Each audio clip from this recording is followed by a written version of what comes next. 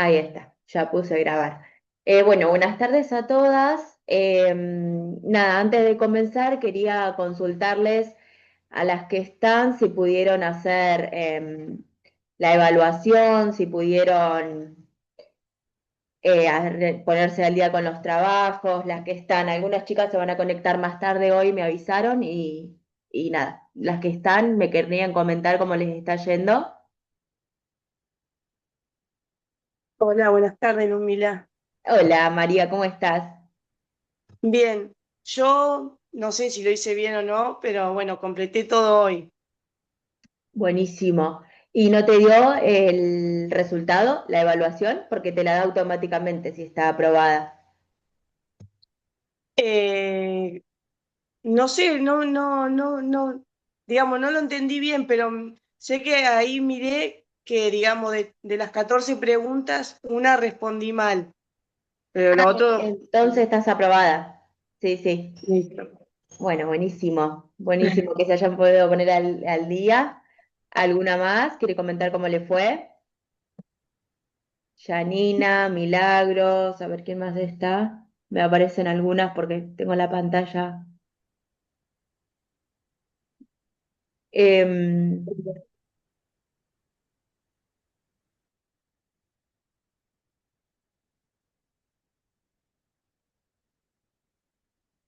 Hola, hola, Yani, ¿cómo estás? hola, bueno, acá intentando, perdiendo el miedo.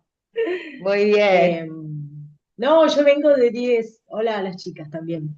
Vengo de 10. Cada día me sumerjo más, me gusta cada día más todas las clases, me fue re bien en el examen, re lindo, re lindo, re lindo. Me encanta, me encanta. Lo disfruto cada clase.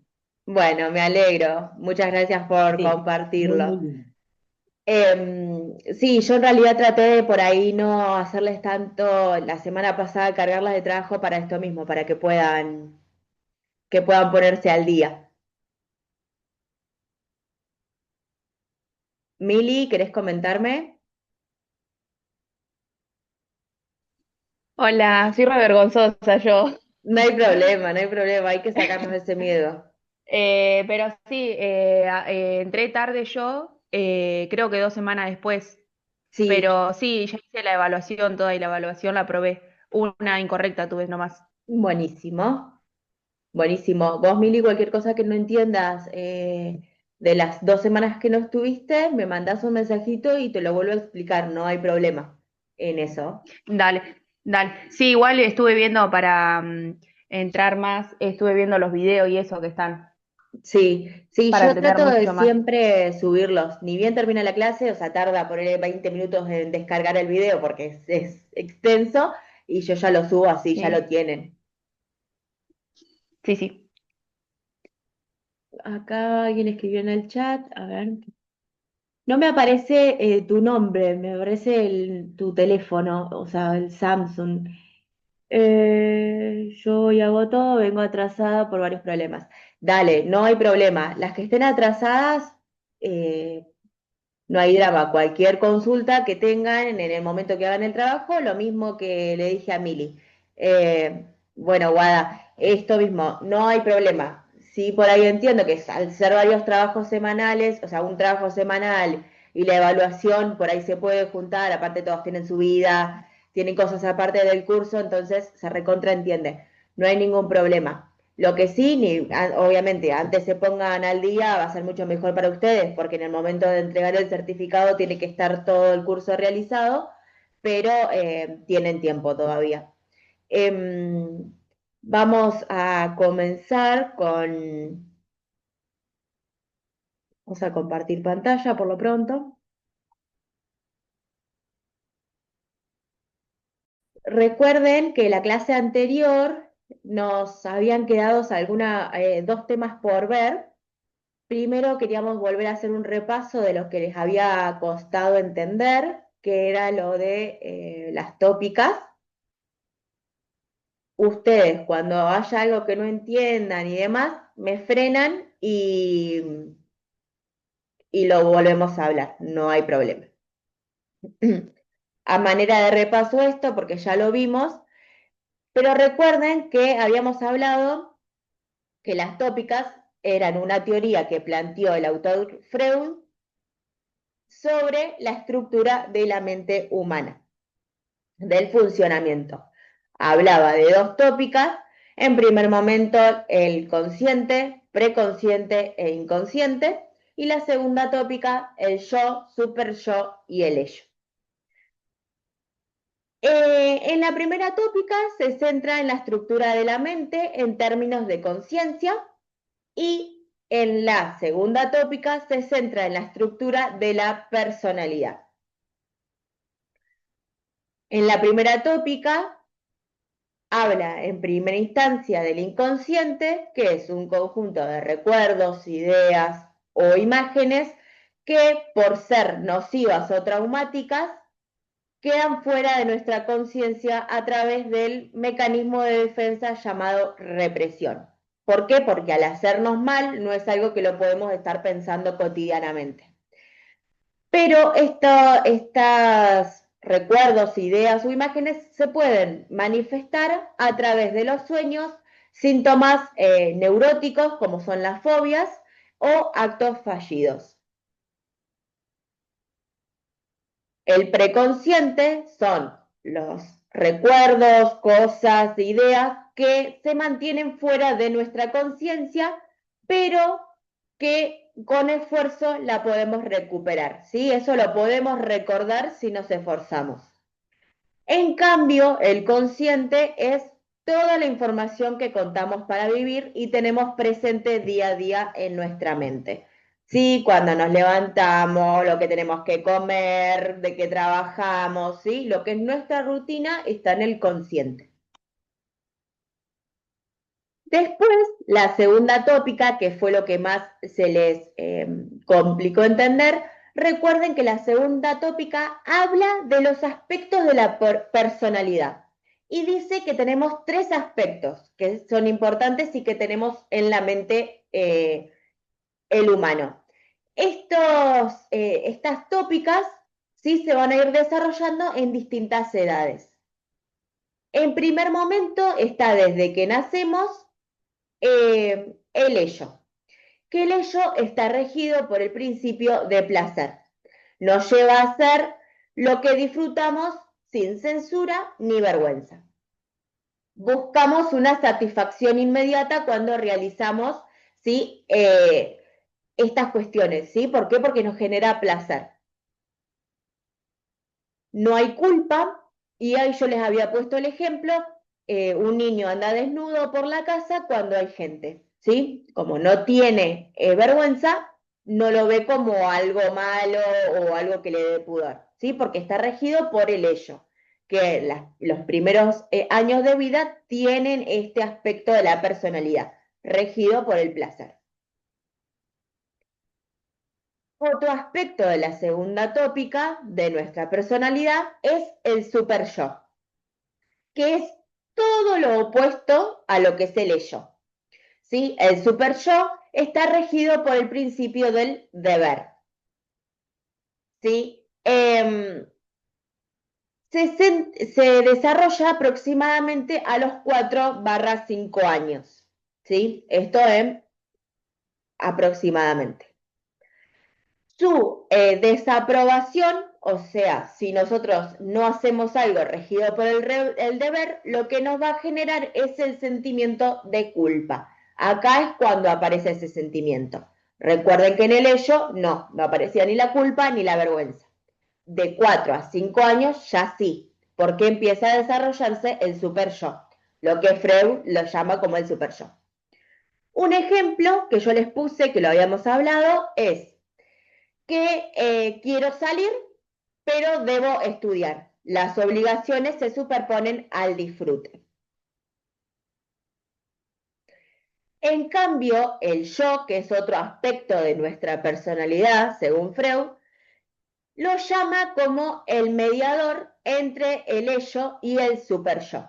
¿Sí? Es el mediador. Está regido por un principio de realidad. Y acá es cuando se desarrolla un sentimiento muy importante que es el miedo. El miedo se va a desarrollar aproximadamente 2 a 3 años. En este momento es cuando se desarrolla el aspecto de la personalidad regido por la realidad, ¿sí? Por ejemplo, si yo meto los dedos al enchufe, eso me va a hacer mal, eso me da miedo, ¿por qué? Porque me puede producir dolor. Y así con un montón de cuestiones.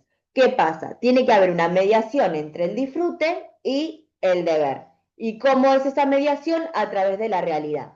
Hay muchas veces que vamos a elegir disfrutar sobre lo que es el deber y otras veces vamos a elegir, no, tenemos más responsabilidades que podemos esperar para lo que es el disfrute. ¿Sí? Eso es lo que llama Freud al yo. ¿Sí? El mediador entre el ello y el super yo. Y nos habían faltado, esto ya lo vimos, hablar sobre el desarrollo cognitivo.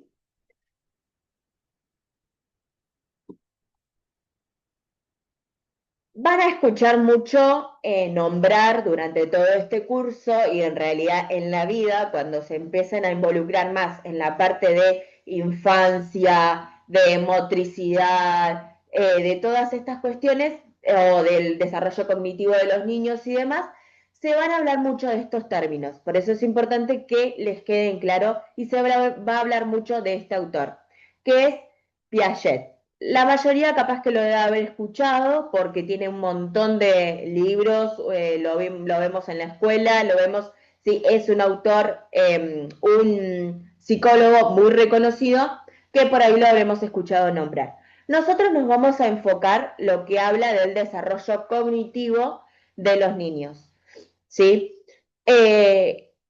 Habla de distintas etapas que van pasando a lo largo de la vida del infante para ayudar en su desarrollo. Dice que el desarrollo cognitivo es una forma en que los niños y adolescentes adquieren, procesan y utilizan la información para entender el mundo que los rodea.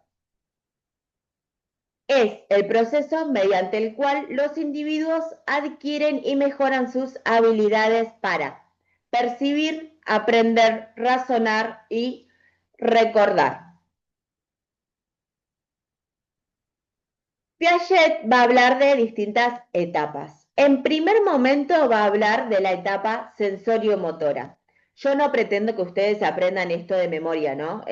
No pretendo que sepan qué etapa les estoy diciendo, pero sí lo que me importa es que puedan entender de qué trata cada etapa, al menos en lo global, ¿sí? Por ejemplo, la primera etapa sensorio-motora se va a desarrollar de los 0 a los 2 años, ¿sí?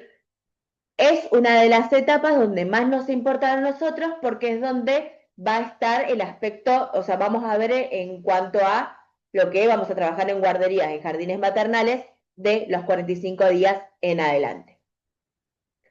Durante esta etapa, los niños aprenden a través de la experiencia sensorial y motora. Comienzan a entender el mundo que los rodea a través de los sentidos.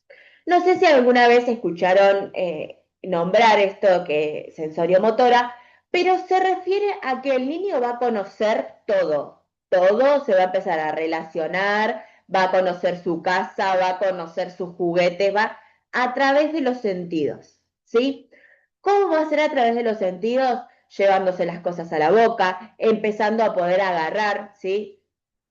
Recuerden, los sentidos, el olfato, tacto, gusto, ¿sí? El niño va a empezar a conocer el mundo a través de sus propios sentidos. Primero va a identificar sus sentidos y los va a empezar a utilizar. Acá podemos ver en la imagen que yo les estoy mostrando, el niño agarra la pelota, se lo lleva a la boca. Es una edad en la que todo se lo va a llevar a la boca, por eso hay que tener muchísimo cuidado con los materiales que se utilicen porque tienen que ser no tóxicos y además que no sean demasiado chiquitos para que no produzca atragantamiento y demás. Otra manera de la que va a empezar a conocer es agarrando todo, ¿sí? Va a empezar a ver las texturas, va a ver que algo es más suave, algo es más duro. Por eso también el vínculo entre el momento de la lactancia con la madre es tan importante, porque como él conoce a través de los sentidos, el gusto es uno de ellos. Y obviamente el contacto físico, o sea, el tacto, va a generar este vínculo fuerte. Acá se los desplacé un poquito a esto para que puedan entender qué se desarrolla específicamente en cada mes de vida. De los 0 a los 4 meses empieza un comportamiento reflexivo. El bebé responde principalmente a través de reflejos innatos como succionar y agarrar. ¿A qué vamos con reflejos innatos? Son reflejos que ya vienen con el niño, ¿sí? Que ya están desarrollados. Estos reflejos innatos lo que van a hacer es, por ejemplo, que el niño pueda empezar a tomar, por ejemplo, el pecho.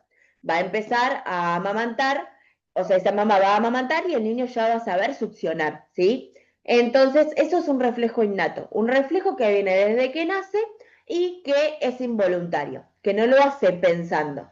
Lo mismo que agarrar. Si nosotros le damos al bebé nuestro dedo, automáticamente lo va a agarrar, ¿sí? Y no es que él está entendiendo que nos está agarrando, sino que es un reflejo innato, involuntario. De los 4 a los 8 meses, arrancan las reacciones circulares primarias. Un aspecto muy importante en el desarrollo, que es cuando el bebé empieza a repetir una acción que produce resultados interesantes. Por ejemplo, a muchas de las que son mamás acá les ha pasado que tienen, por ejemplo, un fibrón.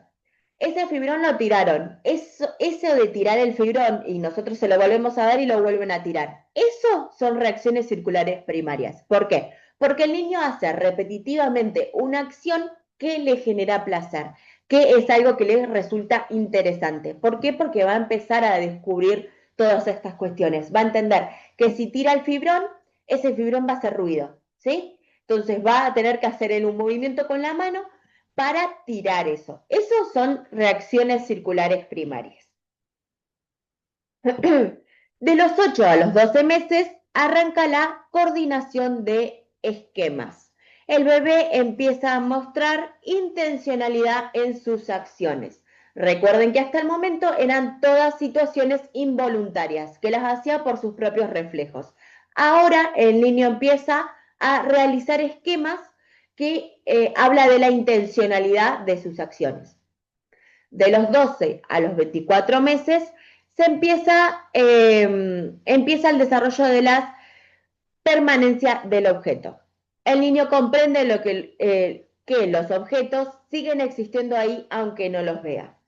Antes, ¿qué iba a pasar? El niño iba a agarrar este fibrón y después, cuando no lo veía dentro de su círculo, iba a pensar que ya no existe. En cambio, ya de 12 a 24 meses, entiende que ese objeto o está en otro lado, pero que sabe que, no sé, si llora, si grita, ese objeto lo puede tener, ¿sí? Porque sabe que por más que no lo tenga a la vista, sigue existiendo. Esos son los apartados más importantes de la primera etapa, que era la sensorio-motora, que recordemos que era cuando el niño aprende a través de los sentidos, que se desarrolla de los 0 a los 2 años. Ahora viene la segunda etapa, que se le llama etapa preoperacional, ¿sí? Esta etapa los niños comienzan a desarrollar la capacidad de pensar simbólicamente y usar el lenguaje. Sin embargo, todavía tienen dificultad para pensar lógicamente. Desarrollan el pensamiento simbólico, un pensamiento que nosotros vamos a utilizar muchísimo en el ámbito del juego, ¿sí? Este pensamiento simbólico, los niños desarrollan la capacidad de utilizar símbolos y palabras para representar objetos y experiencias. El juego simbólico se vuelve propiamente situaciones, o sea, son situaciones que los niños van a imaginar. Por ejemplo, acá yo les puse una imagen donde Hay cuadraditos de madera y los niños lo están apilando. Ahí mismo pueden decir que eso sería un juego de construcción, pero pueden jugar a que están haciendo un supermercado para después jugar. Eso es juego simbólico, cuando van a representar un hecho de la realidad a través del juego. Entonces, ¿qué es lo que nosotros nos viene a mostrar esta etapa? Es que de los 2 a los 7 años, los niños ya van a empezar a usar el lenguaje, a comunicarse al principio de manera no verbal, al principio va a ser con gritos, llantos, señalando cosas, pero luego progresivamente se va a ir formando ese lenguaje. ¿Cómo se va a ir formando ese lenguaje? Voy a hacer una breve introducción, esto de cualquier manera en las clases que vienen los vamos a ir profundizando, pero hablándole. Si el niño me señala, por ejemplo, que quiere la mamadera y me señala la mamadera, ¿qué voy a decir yo? ¿Querés la mamadera?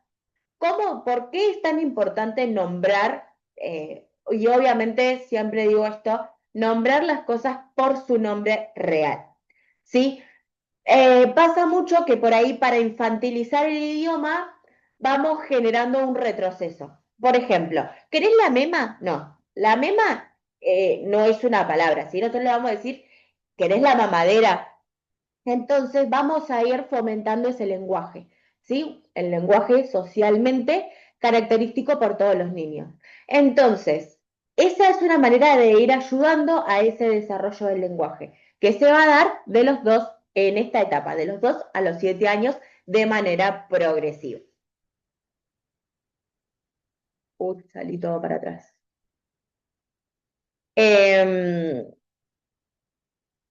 Otro aspecto que se va a desarrollar de los 2 a los 7 años en esta etapa preoperacional es el egocentrismo, ¿sí? Tienen la dificultad para ver las cosas desde la perspectiva de los otros, ¿sí? Creen que todo el mundo perciben el mundo como ellos lo hacen, lo que puede generar conflictos en la interacción social. Sí, al principio esta socialización entre otros niños y además los adultos va a generar esto de que el niño va a ser egocéntrico. ¿Por qué? Porque obviamente él va a percibir todo como él lo ve.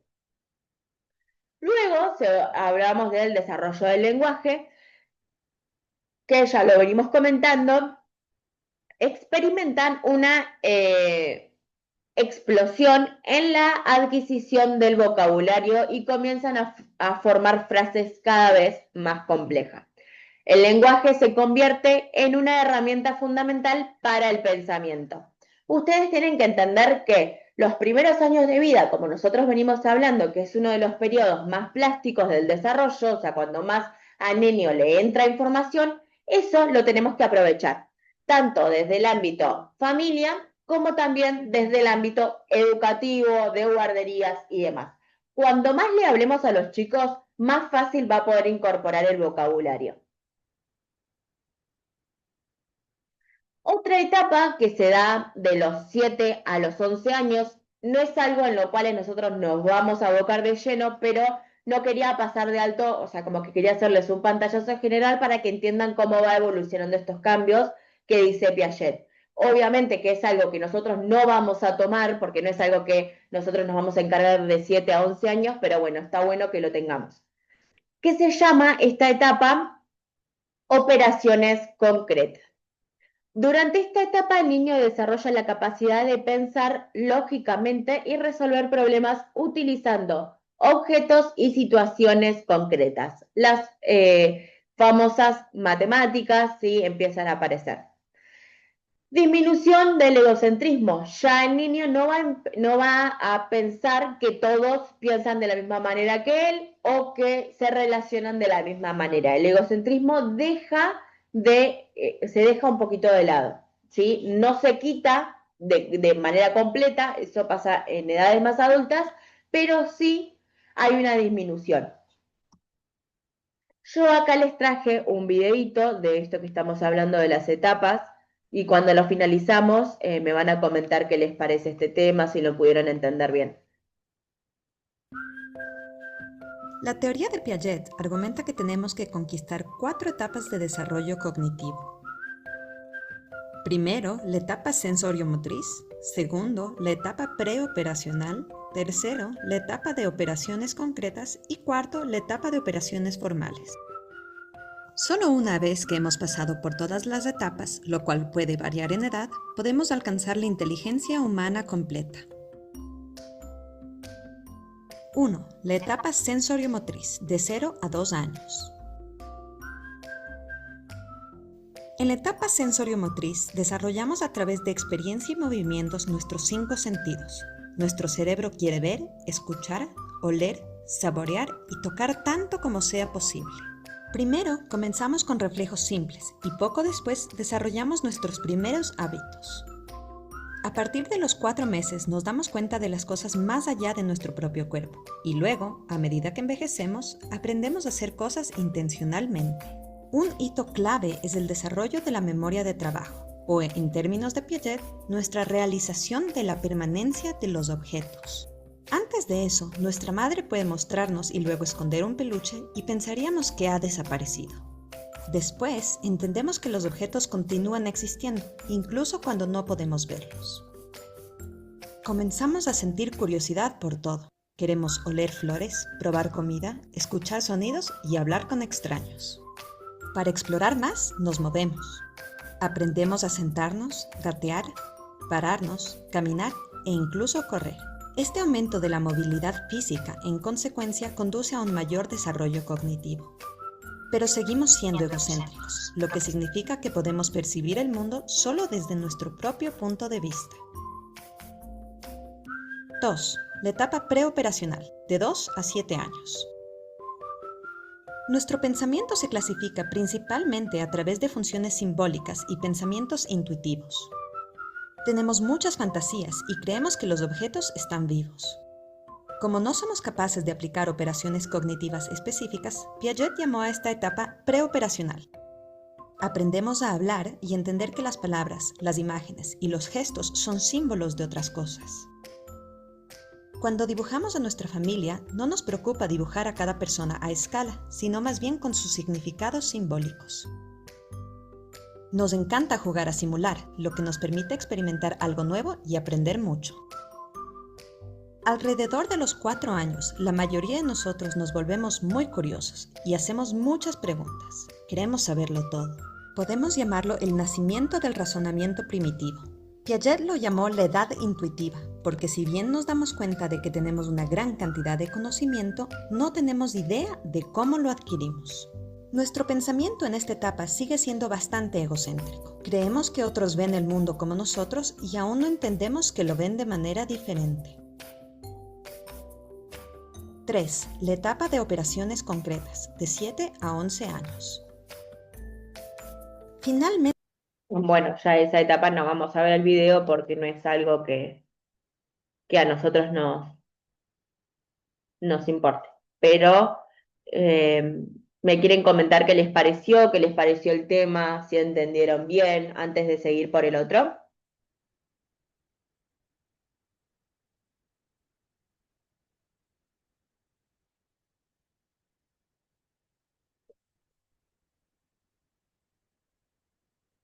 Hola, buenas tardes. Hola María, Eh, ¿cómo estás? Bien, sí, yo estaba escuchando cosas y es muy lindo, muy lindo tema esto. Cuando estamos con los niños, lo veo que es muy importante esto. Sí, y además esto de cómo vamos entendiendo, ¿sí? ¿Por qué? ¿Cómo funciona de esa manera? Porque capaz que, no sé, pensábamos que se llevaba el dedo a la boca por capaz que otras cuestiones, pero no sabíamos que era un reflejo involuntario que lo tienen todos los bebés, por ejemplo. Entonces, Sí, nada, sí, está bueno saberlo. claro. Sí, sí, yo lo veo muy interesante el tema, por eso. Bueno, buenísimo, buenísimo que los estén entendiendo entonces.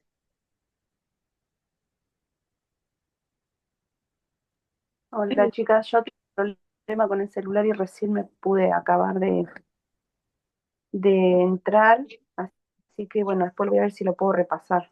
Lo único que escuché fue que bueno, a la hora de que el niño pide algo, sí, claro, que des la mamadera. Yo siempre a los nenes siempre le hablé así como que más que nada para que ellos vayan aprendiendo, está bueno. Sí, y Con mi también hijo entender dice, que, sí, perdón, te corté. no, que con mis hijos siempre hice lo mismo. O sea, he visto por ahí en otros lados que le piden y se lo dan nomás. Eh, yo siempre traté de decirle qué era eso, lo que él me pedía, entonces ya el nene va aprendiendo. Sí, es como, es una forma más de estimulación. Nosotros lo que vamos a tratar de generar es que el vocabulario obviamente se pueda desarrollar de una manera normal y dentro de nuestro círculo familiar y demás. Y esto es una manera de ir fomentando todas estas cuestiones, de por ahí no darle las cosas tan servidas, sino que por ahí poder, ¿y qué querés? ¿La mamadera o querés el vaso? Para que puedan empezar esas comunicaciones más fluidas. Obviamente que no te vas a ver decir, no sé, la mamadera, pero que te diga, no sé, que te señale y que te diga que sí con la cabeza, listo, ya eso es un montón. Porque por ahí tenemos la costumbre, yo antes de estudiar también, es como que infantilizás mucho al niño y el idioma más que nada. Y en cuestiones, hay cosas que no importan, por ejemplo, que se infantilicen, por ejemplo, no sé, cantar una canción o cuando le hacemos mimitos, decirle cosas lindas como infantil, no hay problema. Pero sí en los objetos de día a día o en las cosas cotidianas, está bueno que le llamemos las cosas por su nombre, porque es una manera de estimular, ¿sí? De que ese vocabulario vaya siendo reconocido por el sonido, ¿sí? Por ese niño, entonces va a ser más rápido que lo pueda apropiar. Claro, sí, sí, está bueno, me gusta, porque sí, es cierto, uno lo está ayudando a que pueda aprender también. Sí, sí, tal cual. O sea, todo lo que se hace desde el lado de su desarrollo, desde poder poner nuestro granito de arena para hacer más fácil ese proceso del lenguaje. Muchas veces es como que lo naturalizamos. Eh, yo me acuerdo que yo tenía a un nene en el jardín que aprendimos las partes del cuerpo y en un momento vamos a hablar del ombligo. Y el nene me dice, no, señor, dice, pero lo estás diciendo mal. Le digo, ¿por qué lo estoy diciendo mal? Yo ya sabía más o menos por dónde venía y me dice, se le llama pupo, es el pupo. Y claro, estaba acostumbrado que toda la familia hacía juegos con el ombligo y le decía pupo. Entonces, claro, cuando nosotros lo quisimos enseñar como una de las partes del cuerpo, claro, al nene le costó mucho más después cambiarlo y nosotros tener que explicarle que eso, que no es el nombre verdadero, que por ahí es un apodo que se le pone, pero que no es el nombre. Entonces, por ahí, tratar de sacar todas esas cuestiones es como digo, en algunas cosas son inofensivas y no hay problema, y en otras lo que genera en el niño es una confusión, porque después imagínense cuando entra a la escuela y demás, en el proceso de socialización, no todos los niños le van a decir mema a la mamadera, entonces, o pupo al ombligo. Es una de estas cuestiones para decir, ayudar de a poquito en esa incorporación del lenguaje.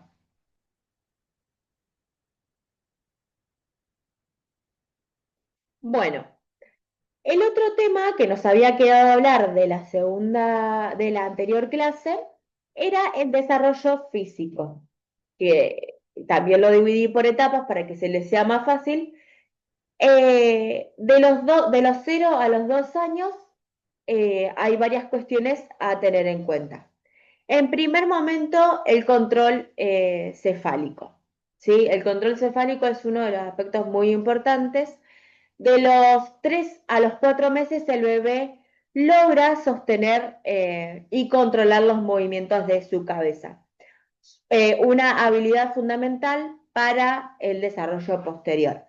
Esto obviamente es un aproximado, ¿sí? No con esto quiere decir que si no se desarrolla de los 3 a los 4 meses hay un problema. No. Recordemos siempre esta frase, cada niño tiene sus tiempos de desarrollo y esto es un aproximado o lo que se ve que en la mayoría de los casos se desarrolla aproximadamente a esta edad. Por ejemplo, a nosotros nos puede pasar que tenemos a un bebé que todavía no tiene este control cefálico, o sea, el control de la cabeza, y no hay problema, ¿sí? Obviamente, no sé, si llega a pasar muchos meses, y sí, hay que hacerlo ver, pero nosotros no vamos ni a diagnosticar ni darle miedo a esa mamá. Sí, obviamente vamos a consultarle si esa mamá hizo todos los estudios con el niño, si tenía los controles pediátricos y demás, y si el médico dijo que estaba bien, listo, no es nuestra responsabilidad. Sí, obviamente podemos aconsejar, si no pasó así, que la madre, no, el bebé no tenía estos controles pediátricos, de poder recomendarle alguna visita o alguna consulta con su pediatra. Pero este control cefálico va a ser muy importante para el desarrollo posterior, como es el gateo, ¿sí? Si el niño no tiene un control cefálico, no puede empezar a gatear, corre varios riesgos de golpearse, ¿sí? Porque no va a poder empezar a rodar, no va a poder empezar a levantarse su cuerpo porque tiene que estar boca abajo y poder levantar con las manos. Después aparece lo que se le llama el gateo, ¿sí? Que se da de los 6 a los 10 meses. Sí, a los 10 meses. El bebé consigue sostenerse sin apoyo y comienza a desplazarse gateando, explorando su entorno. Uno de los aspectos que pueden estimular esto del gateo es no dejarle los juguetes tan cerca. Muchas veces pasa que lo ponemos o en su cuna o lo ponemos en una mantita en el piso y dejamos todo muy cerca de él, cosa que no se tenga que forzar. Obviamente, ¿esto cuándo? De 0 a 6 meses. No es que a los 4 meses le vamos a dejar todo lejos, porque lo que va a producir es una frustración que no va, o ni siquiera va a producir frustración porque no le va a generar nada porque el niño no lo va a ver. Recuerden que al principio ven todo lo que tienen cerca. Esa es una forma de fomentar esto de gatear o de poder empezar a sostenerse con las manos y el cuerpo. ¿Por qué? Porque va a tener un objetivo que es alcanzar algo. Después va a aparecer la bipedestación y marcha. De los 12 a los 18 meses, la mayoría de los bebés dan sus primeros pasos. Independientemente, lo que supone un gran avance en la autonomía. ¿Por qué va a suponer un gran avance? Porque ya va a poder hacer cosas por su cuenta. De los 12 a los 18 meses tenemos que tener también mucho cuidado porque es el momento en el que pueden llegar a cosas, ¿sí? De dónde dejamos, yo siempre aclaro ponerle dónde dejamos los instrumentos de limpieza, que los enchufes tengan los protectores para que no puedan meter algo en el enchufe, sí que, no sé, en las ventanas, si son muy bajitas, tengamos cuidado con los filos, igual que la mesa, ¿sí? Todas esas cuestiones es un momento de replanteárselo porque a esta edad donde empiezan a tener esta autonomía, donde empiezan a empezar a pararse solos, donde empiezan a empezar a caminar de a poquito, nosotros la realidad es que no vamos a estar 24/7 mirándolo a ver qué está haciendo. Entonces son cuestiones que por su seguridad tenemos que prevenir desde antemano. Otro aspecto que se va a empezar a mejorar o se va a ver una progresiva mejora es la motricidad fina, que se va a ir viendo en la coordinación mano y ojo, permitiendo agarrar objetos pequeños y manipularlos con mayor precisión. ¿Qué es la coordinación mano y ojo? Es, yo veo esto, lo agarro. ¿Sí? Yo, por ejemplo, vi una lapicera, lo agarro. La lapicera que va a pasar es más finita, entonces lo que va a necesitar el niño es una mayor precisión para agarrar ese objeto. Que no le va a pasar capaz que con la pelota o con un peluche, porque al ser más grande ya no necesita tanta precisión para agarrarlo. ¿Cómo podemos estimular este ámbito de la motricidad fina? Con esto, dejándole elementos donde necesite precisión. Vienen ganchitos que pueden usar, ¿sí? También empezar a utilizar los utensilios, por ejemplo, una cuchara, un tenedor, obviamente, apto para niños.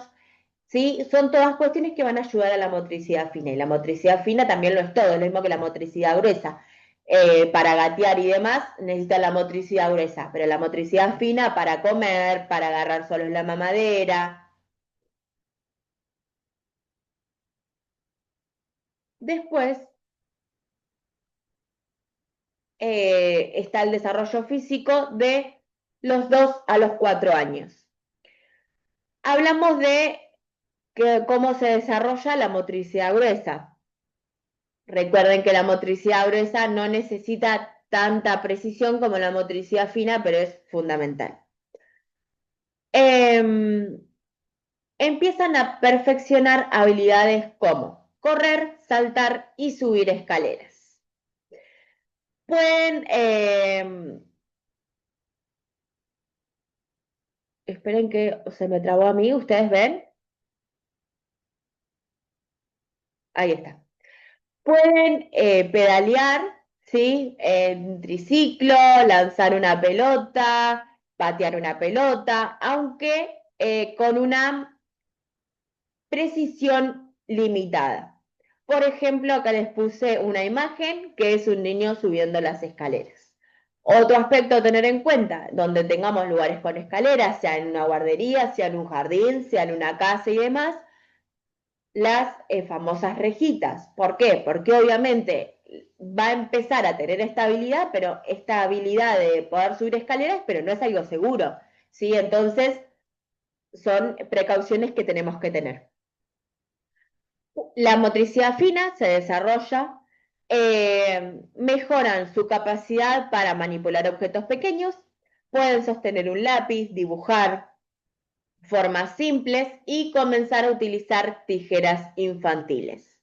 ¿Sí? Es un momento en el cual ya las actividades que vamos a diseñar en estos momentos van a ser más específicas porque, por ejemplo, anteriormente capaz que podían pintar con los dedos o les podíamos dar témpera y ellos se manchan todo y le parece hermoso y ponen manitos en hojas. Todas esas cuestiones sí las van a poder hacer en la anterior etapa. En esta ya van a poder usar un pincel, van a poder dibujar con lápices, ¿sí?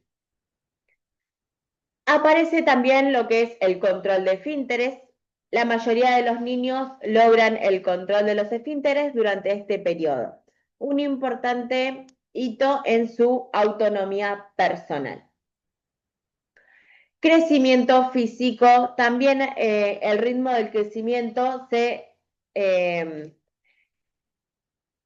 ralentiza, ¿sí? Entendamos que de los 0 a los 2 años el niño va a crecer hiper rápido, ¿sí? En un momento es bebé y a la otra semana ya hay que cambiarle la ropa porque ya creció y a la tercera semana y así sucesivamente.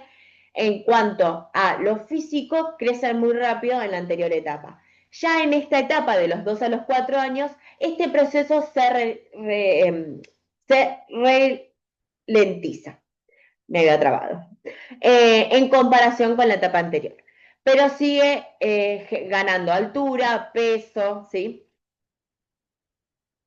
De los 4 a los 7 años, durante este periodo, los niños desarrollan aspectos muy significativos, crecimiento en su estatura, peso, desarrollo muscular, mejoran la coordinación y el equilibrio, ¿sí? Desarrollo de la motricidad fina cada vez más definida y pueden correr y saltar al mismo tiempo. Y eso sería lo que nos había quedado de la clase anterior. ¿Cómo entendieron estos temas? ¿Les pareció interesante? Cuéntenme.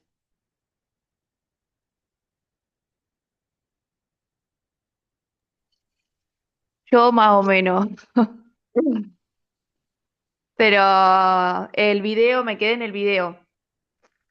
Después lo voy a volver a mirar y esto también lo tengo que volver a repasar. Sí. Dale. Vos repasalo y tampoco te enfoques tanto en el video. Yo siempre se los pongo como por ahí, si les quedó algo inconcluso, el video refuerza. No es que te tenés que aprender el video de Sí. memoria. Lo que más me importa es, como yo siempre les comento, son los temas del Power, ¿sí? Yo se los hago muy resumido para que de última, si hay algo que ustedes no los vean muy claro, lo puedan volver a retomar, ¿sí? Siempre recomiendo que utilicen el Power, porque es lo que yo hago más sintetizado, ¿sí? Y lo que siempre voy a poner en los exámenes o lo que pongo en los trabajos prácticos. Sí, sí. Bueno, vamos a seguir con el siguiente tema, que es el tema que teníamos que ver hoy, pero como la clase anterior, bueno, yo ya les había comentado, es un tema el anterior muy largo y que lleva mucho tiempo porque por ahí tenemos que ir y volver por si algo no se entiende. Este tema ya es más sencillo y siento que les va a gustar mucho más porque no es algo tan técnico como lo que vimos anteriormente con los autores y demás, sino que este tema habla de los cuidados esenciales del infante, como las prácticas de higiene, el aseo al recién nacido, la alimentación adecuada según la etapa de crecimiento, lactancia, el famoso destete y la alimentación complementaria. Estas cuestiones ya nosotros lo habíamos hablado, pero bueno, lo puse como a modo de repaso, lo de la lactancia y la alimentación complementaria. Control de esfínteres y proceso de maduración fisiológica. Acá puse una imagen que dice lavar las manos, lavarse las manos, no fumar, salir de paseo, no utilizar manoplas y silla de coche, importantísimo, y consultar al pediatra. Es una pequeña imagen. Cuidados esenciales para un infante en cuanto a la higiene, la alimentación y el desarrollo. Los primeros años de vida son cruciales para el desarrollo integral del infante. La atención adecuada en la higiene, la alimentación y el control de esfínteres impacta su salud física, emocional y social. O sea, todo esto que estamos hablando no va a impactar solamente en lo físico, que si no nos lavamos las manos el niño se va a enfermar, o si no se alimenta bien se va a enfermar. Va a impactar en todos los aspectos, en lo social y también en lo emocional. En esta presentación explicaremos prácticas fundamentales para el recién nacido y niños pequeños para garantizar un crecimiento saludable y sobre todo amoroso. El aseo e higiene en el recién nacido. El baño del recién nacido. Se recomienda bañar al bebé 2 o 3 veces por semana con agua tibia y jabón suave sin perfume ni colorantes para evitar resecar su piel delicada. Esto obviamente es algo que se recomienda. Después va a haber cada profesional que va a recomendar algo distinto, ¿sí? Nosotros lo vamos a ver de una manera general y si nosotros necesitamos hacer estos cuidados dentro de una guardería. Pero si esta mamá baña al niño todos los días porque se lo dijo el pediatra, está bien, ¿sí? También, ¿qué puede pasar? Que el niño, en el momento del baño, le sirva para relajarse o que no. Entonces, capaz que si le sirve para relajarse, lo baño todos los días antes de dormir, porque así duerme más tranquilo, perfecto. Pero puede pasar que el niño se estrese mucho en el momento del baño. Entonces, capaz que no va a llegar a ser 3 veces por semana porque tiene una angustia terrible, capaz que, no sé, le hace hasta mal la cantidad de gritos que hace o cómo se desespera y demás. Entonces el pediatra le recomienda, bueno, vamos a hacer un proceso de adaptación para el baño y eso está bien también. ¿Sí? Es una recomendación general. Después, cada niño tiene sus propias conclusiones con su mamá, su familia y lo que mejor considere. Cuidado del cordón umbilical. Esto es muy importante porque hasta que el cordón no se caiga, se debe mantener limpio y seco, evitando sumergir al bebé en agua y prefiriendo baños de esponja para prevenir infecciones.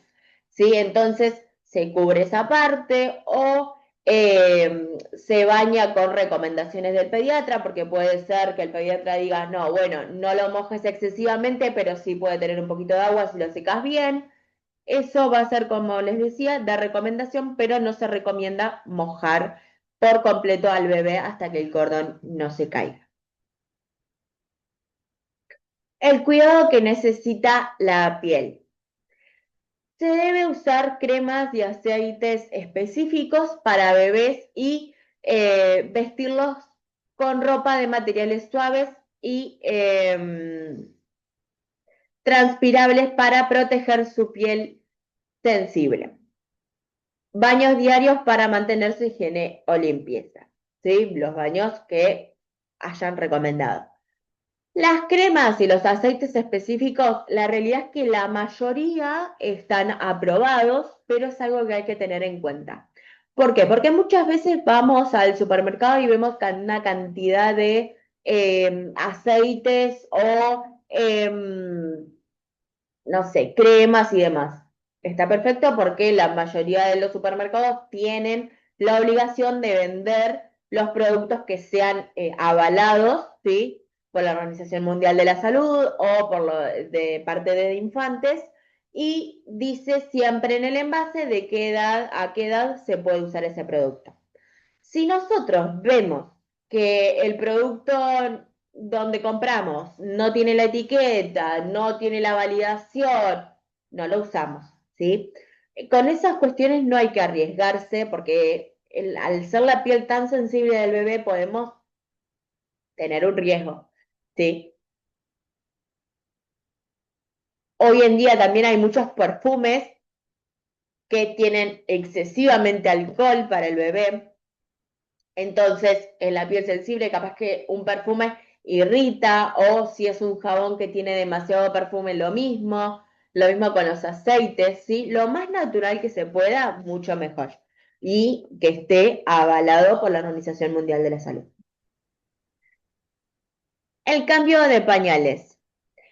Cambiar los pañales del infante con frecuencia para prevenir la irritación de la piel y la infección. Sí, es algo que la mayoría lo sabe, pero bueno, lo tenía que aclarar. La limpieza de manos, lavar las manos del infante y de los cuidadores antes de comer y después de cambiar los pañales. Muchas veces cambiamos los pañales y pensamos que ¿por qué le tenemos que lavar las manos al bebé si él no lo tocó? Pero el bebé está en contacto con nosotros lo vamos a agarrar al bebé después de cambiar los pañales, ¿sí? Entonces es importante que la higiene siempre esté presente ante cualquier aspecto, ¿sí? No importa si pensamos que el nene no tocó el pañal, nosotros agarramos la toallita húmeda y capaz que el nene ya se tocó sus partes o tocó el pañal, y eso, acuérdense que es una edad donde se llevan toda la boca, no es higiénico, puede haber infecciones, entonces vamos a tratar de prevenir todas estas cuestiones. Yo acá les traje un videíto, la van a ver mucho a esta pediatra porque yo la sigo mucho, me gustan mucho sus consejos, me gusta también cómo habla y cómo explica, entonces nada, hoy en esta clase va a haber un video más de ella también.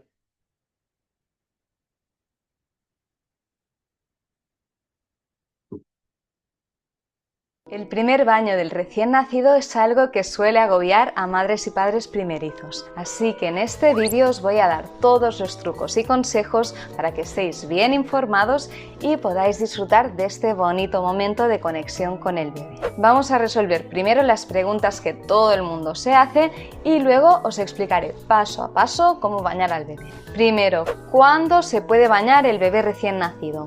A muchos os habrán dicho que tenéis que esperar a que caiga el cordón, pero lo cierto es que no es necesario.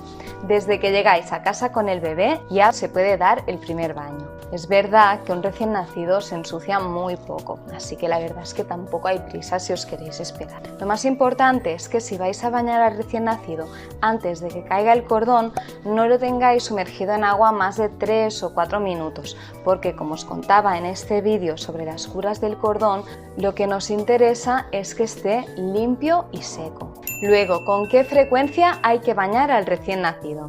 Para esta pregunta no tenemos una respuesta científica, lo mejor es adaptarse a cada familia y cada bebé.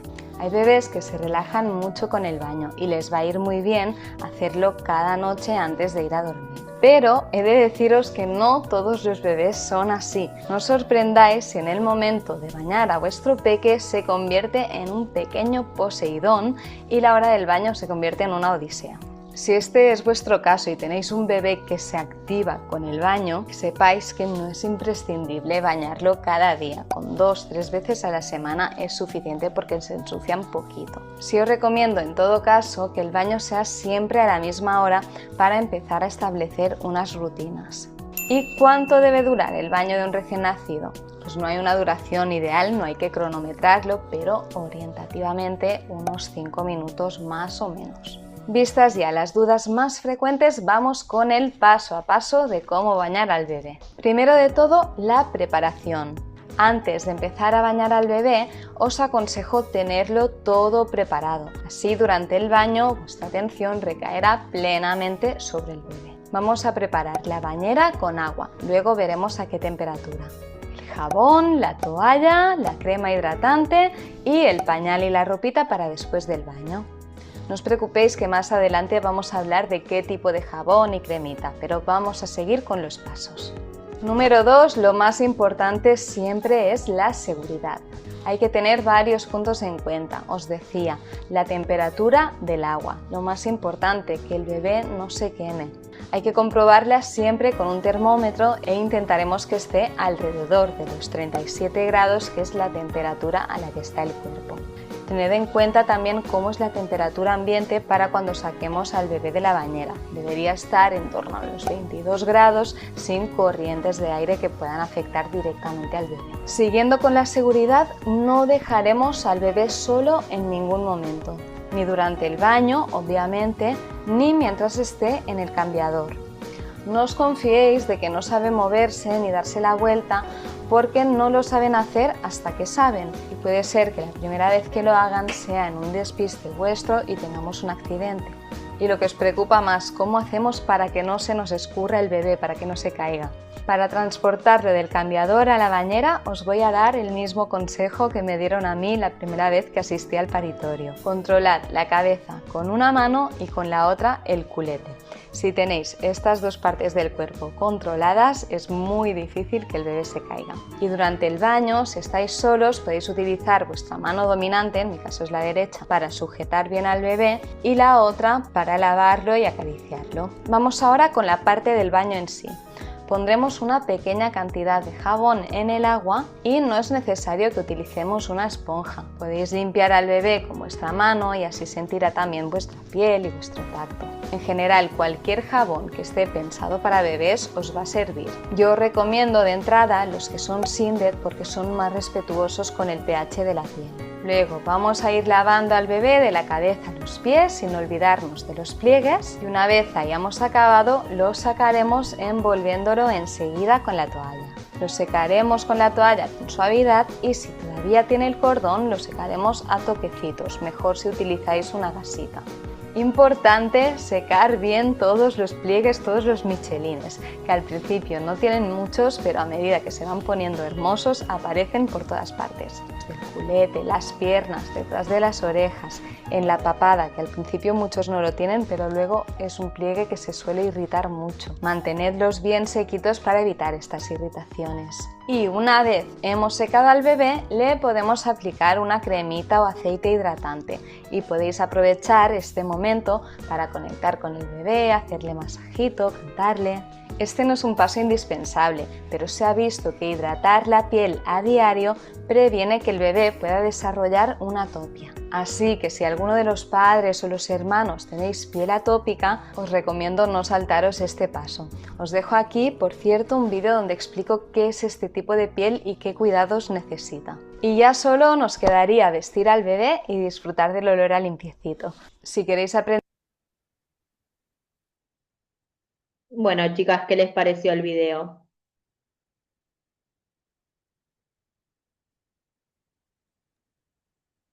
Está muy lindo el video. Me hace acordar a mis niños cuando eran bebés, cuando los bañaba, me hace pensar que una mínima distracción, lo que puede suceder, para bañarlos, o incluso cuando lo dejas arriba de la cama, es como que necesitas los ojos encima, las 24 horas encima de ellos, ¿viste? Te descuidaste, te diste vuelta a algo y puede pasar algo, ¿viste? Me vino a la mente eso, ¿viste? Como cosas, imaginándome a mi hijo cuando lo estaba bañando. Eh, ¿Viste?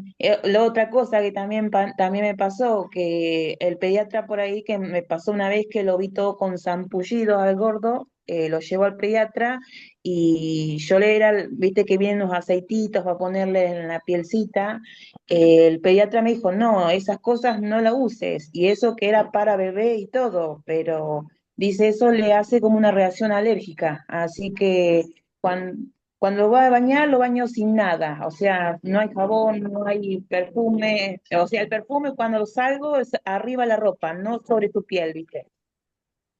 Sí, porque lo que Eh, pasa es que depende de cada piel, ponele, hay productos que son para pieles o sea, extremadamente sensibles para los bebés, la mayoría de las cremas hidratantes no producen nada y está bueno utilizarlas, obviamente aptas para bebés, pero muchas veces el niño ya es alérgico a eso.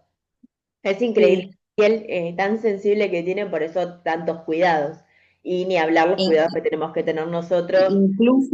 incluso si le cambias, por ejemplo, usas siempre una marca de pañal, la cambias, ¿por qué? No sé, economizás otra marca, también me pasó que le salen unos ampullidos y es una alergia que, viste, bueno, nos sirve también como una experiencia eso, porque te alarma, digo, ¿por qué salen unos granitos colorados, viste? ¿Y qué es eso, viste? Y va al pediatra y me dice, no, eso es alergia.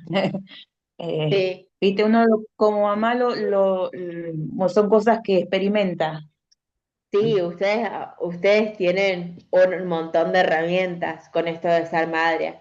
Por ejemplo, a mí me pasaba que cuando nosotros limpiábamos a los bebés, se utilizaban toallitas húmedas. Y habían unas toallitas húmedas que obviamente nosotros antes leímos absolutamente todo, estaban avaladas, no tenían perfume, o sea, eran buenas toallitas, pero ¿qué pasa? El bebé estaba acostumbrado a otra marca y Claro. le agarró reacción las toallitas. Sí, Em, sí, sí. y es increíble. Y sí, muchas veces capaz que las personas que hacen estas toallitas y demás y las hacen bien y están joya, porque muchas veces lo que pasa es que están avalados porque a la mayoría de los bebés le hace bien, pero capaz que hay dos bebés que esas toallitas o le producen alergia o por el material que tiene la toallita. Casi siempre se recomienda ahora utilizar gasas porque es algo que está es hipoalergénico, entonces nada, es lo menos probable. Pero bueno, las toallitas húmedas, la realidad es que por ahí te sacan más del apuro, porque no tenés que andar Claro, mojándolo. claro, a mí lo que siempre me recomendaron es usar mucho el óleo. Toallita, lamentablemente, no. Creo que no sé si del todo el crecimiento de mi hijo tenía siempre una, por cuando salía, viste, era para eso nada más. Pero cuando estaba en casa era óleo y porque era bebé. Después, ahora que empezó a ser grande, era lavarle la cola y nada más. Es un manejo mío, viste, no, no. Pero bueno, son cosas que digo, sí, tiene alergias, me pasó, por eso lo digo. Sí, sí, ni hablar. Y esto de que también cómo es esto de la experiencia que ustedes tienen, de cuántas cosas ya han aprendido sin necesidad por ejemplo, el curso. Yo, ponele cuando arranqué a estudiar hace ya unos años, me pasaba que para mí también fue todo como muy nuevo. O sea, yo lo único contacto que tenía era mi hermanito y bueno, y más o menos como que iba sabiendo algunas cosas, pero fue como muy de lleno. Y ustedes ya Sí, hoy hay muchas cosas que ya lo saben porque obviamente se los da esto de ser sí, mamás y ya. sí, yo digo, a mí me encantan los bebés porque es una cosa, me genera ternura, una cosa que me gusta, pero yo digo que el tratarlos a ellos, usar, viste, para cambiarlos por, yo digo, un mínimo descuido, es como un descuido, no sé, puede pasar cualquier cosa o se golpea o no sé, viste, que tiene que estar encima de ellos. No, es como una cosa sensible que trabajás. Sí, sí, es como agarrar una cajita de cristal y que dejarlo ahí que no se Sí, rompa.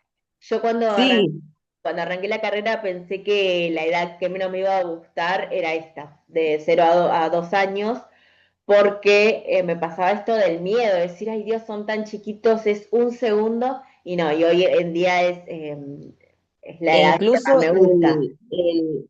viste que a ellos les cuesta por ahí mantener la cabeza el primer mes. Eso es como, es tremendo, como Sí, sí, para manipularlo a ellos es tremendo eso. Por es eso, pánico absoluto. O sea, sí, sí, a mí me pasaba para dormirlos la siesta cuando todavía no tienen ese control cefálico. Digo, ay Dios, o sea, que no se dé vuelta y los miraba así. Y estaban las sí, cunas y yo así. Los miraba todos sí, y decir que no se den vuelta, porque claro, cuando se dan claro, vuelta después los tenés que girar porque no se saben.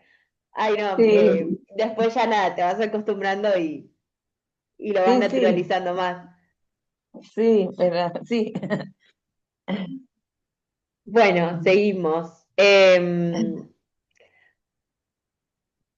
Crear un ambiente seguro, hay que asegurarse que el entorno del bebé sea seguro y libre de riesgos, esto que hablábamos recién, entender que es un segundo y que las cosas pasan muy rápido, y como objetos pesados, cables eléctricos, sustancias tóxicas. En sustancias tóxicas entra todo lo que son instrumentos de limpieza, ¿sí? Alimentos que no son aptos para niños. Todas estas cuestiones son importantísimas tenerlas en cuenta, juguetes demasiado pequeños.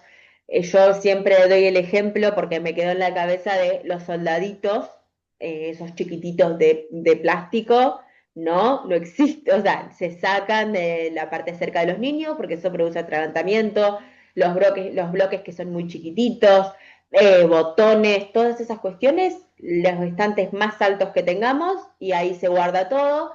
Si se puede dejar en un estante con puerta que sea difícil de abrir, muchísimo mejor, pero nunca en el suelo. ¿Por qué? Porque es como dijo la pediatra, no lo saben hacer hasta que lo hacen y la mayoría de las veces que lo hacen es cuando nosotros estamos distraídos o estamos cocinando o estamos haciendo cualquier otra cosa, ¿sí? Es importante que también nosotras como cuidadoras, cuando vayamos a una sala de jardín, veamos todas estas cuestiones que estén aptas.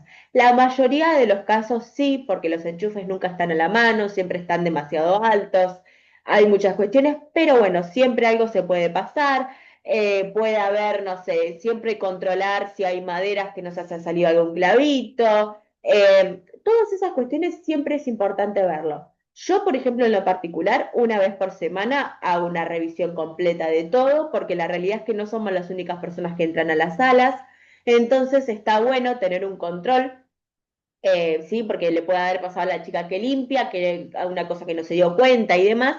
Nosotros tenemos que estar atentos a todas estas cuestiones. Proteger las esquinas de los muebles, ventanas, para prevenir lesiones. Evitar cocinar cerca del bebé. Evitaremos descuidos que puedan generar lesiones como quemaduras. Nunca, pero nunca, pero nunca se cocina con el bebé a UPA. No. No se hace eso si están complicadas, si puede, no sé, te puede pasar que los nenes tengan hambre, no importa, ¿sí? Siempre es preferible que llore un poquitito más porque tenga hambre y no le podamos calentar la leche, por ejemplo, que por calentarle la leche y que el nene haga un manotazo, se queme, ¿sí? Sería una catástrofe que puede evitarse como no teniendo la UPA en el momento de calentar o cocinar algo. Claramente nosotros no vamos a cocinar en una guardería, pero sí muchas veces pasa que, no sé, nos queremos preparar un té o le queremos calentar la leche al bebé y justamente, no sé, la cocinera no estaba disponible o la portera no estaba y el nene está llorando de hambre, no importa que llore un poquitito más, no va a pasar nada, ¿sí? Siempre tener en cuenta cuáles son las prioridades. Si hay escaleras, tener presente la reja para poder evitar que suba y se pueda golpear, que eso, bueno, ya lo habíamos comentado. Desarrollo de hábitos de alimentación saludable. Alimentaciones frescos, ¿sí? Esto más o menos ya lo habíamos hablado, pero es un pequeño recordatorio. Se recomienda ofrecer alimentos naturales y evitar productos ultraprocesados desde temprana edad. Tratar de que tenga una dieta equilibrada. La alimentación debe incluir variedad de frutas, verduras, cereales, proteína y grasas saludables adaptadas a las necesidades del niño. Continuidad. Es importante mantener una dieta balanceada conforme al niño crece, ¿sí? ¿Por qué? Porque obviamente al niño ir creciendo va a ir necesitando distintos alimentos o distintos nutrientes para que crezca. La mayoría de las veces siempre, si hay un control cada mes o cada un año, depende cómo sea el control con el pediatra siempre lo va a aconsejar, pero bueno, está bueno que desde nuestro lado sepamos cómo tiene que ser la alimentación. Establecer rutinas. Es algo importantísimo tanto para que pase en la casa del niño como para que pase en la guardería o el jardín. Establecer una rutina diaria para que el infante vaya incorporando los horarios de alimentación, de sueño, de actividades para proporcionar una sensación de seguridad y predecibilidad. Estas rutinas nos van a ayudar a crear en el niño un patrón de sueño, además de reducir el estrés y la ansiedad. Muchas veces deben haber escuchado esta frase, el niño se pasó de vueltas o el niño ya como que estaba muy revolucionado. ¿Por qué? Por esto mismo. El niño ya tendría que haber estado durmiendo hace tiempo para poder evitar todo el estrés y la ansiedad que le provoca estar extremadamente cansado o tener hambre o estar demasiado lleno porque capaz comió muchas veces en el día. Consejos que yo les voy a dar para una rutina diaria y que es lo que yo utilizo cuando armo las rutinas y los horarios en el jardín. Observar y ajustar. Observar las necesidades y el ritmo del bebé y ajusta la rutina según lo veas necesario, ¿sí? Sé flexible. Esto es importante. No te estreses si la rutina no se cumple exactamente como lo planeaste. Es un proceso que lleva su tiempo de adaptación.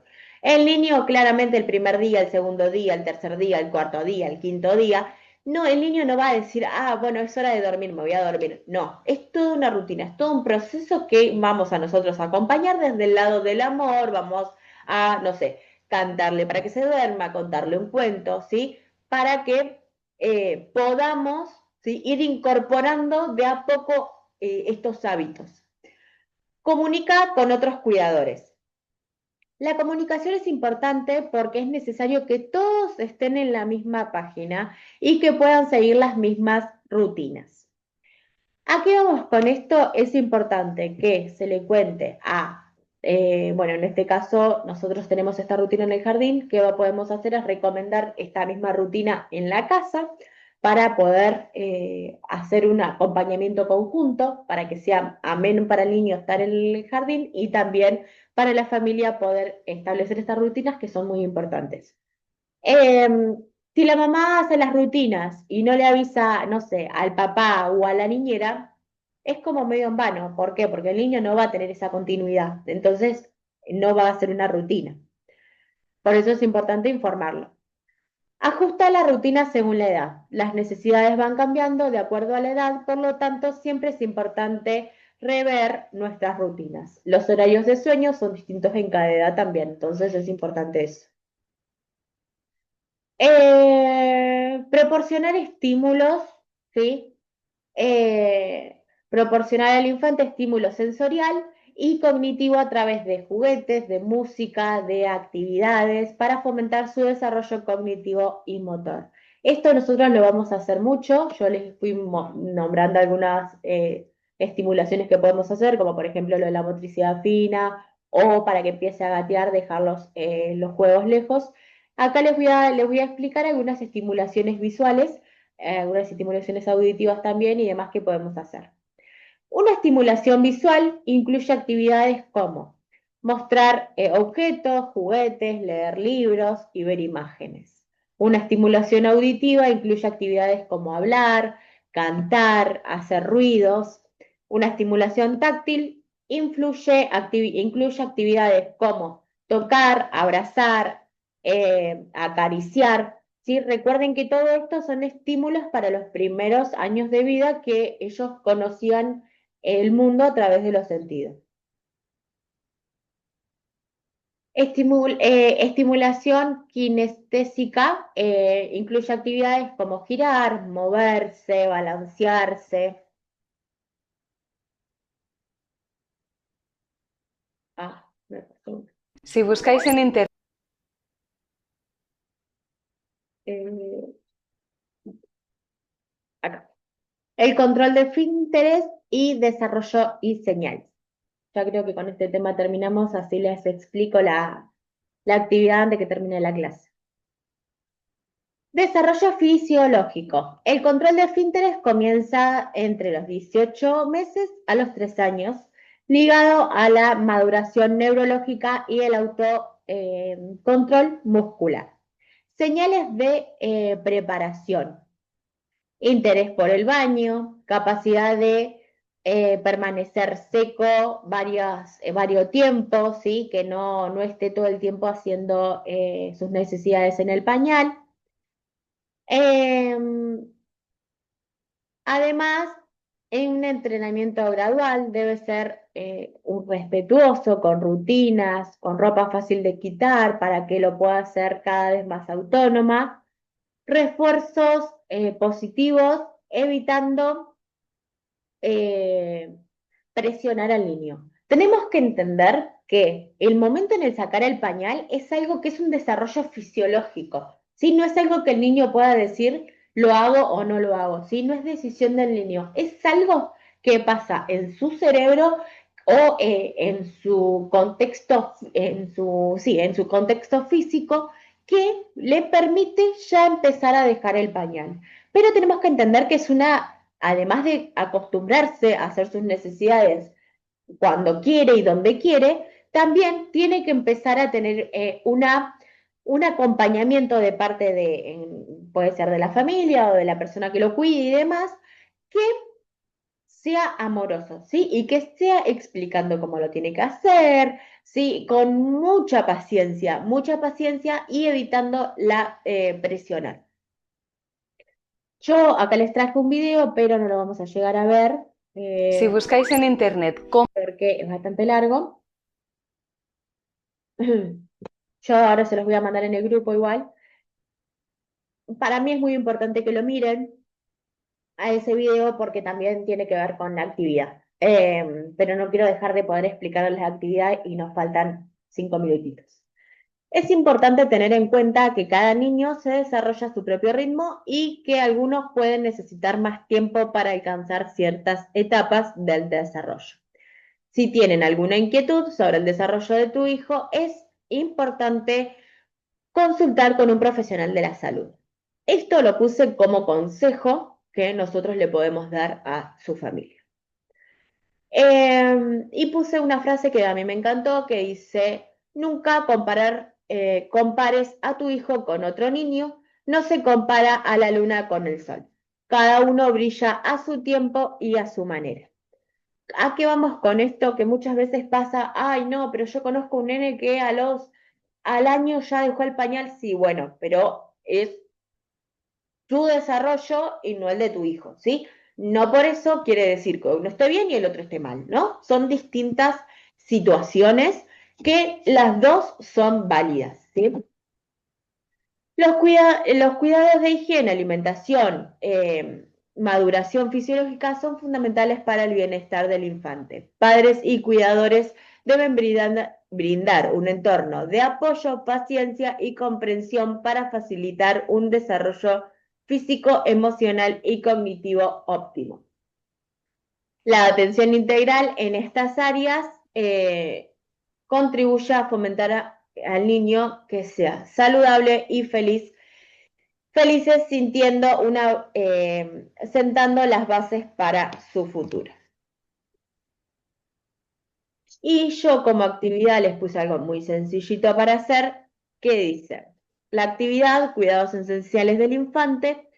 Bueno, acá les puse algunos objetivos que para mí son importantes y les puse un caso de Luciana y Mateo. Luciano es una mamá primeriza, Lucía, digo, es una mamá primeriza de 25 años y les puse algunas preguntas para responder.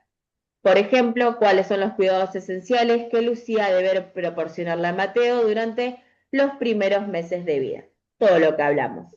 La higiene, alimentación, cómo debe ser el baño y demás. Después dice, ¿cómo debe Lucía realizar el aseo la higiene a Mateo?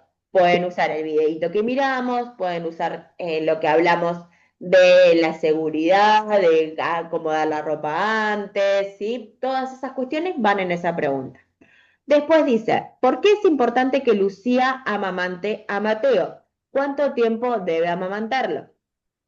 Esto también es relacionado a lo que vimos en las clases anteriores. Recuerden de la importancia de la leche materna, los beneficios que tiene, hasta cuándo recomienda la Organización Mundial de la Salud el amamantamiento y así.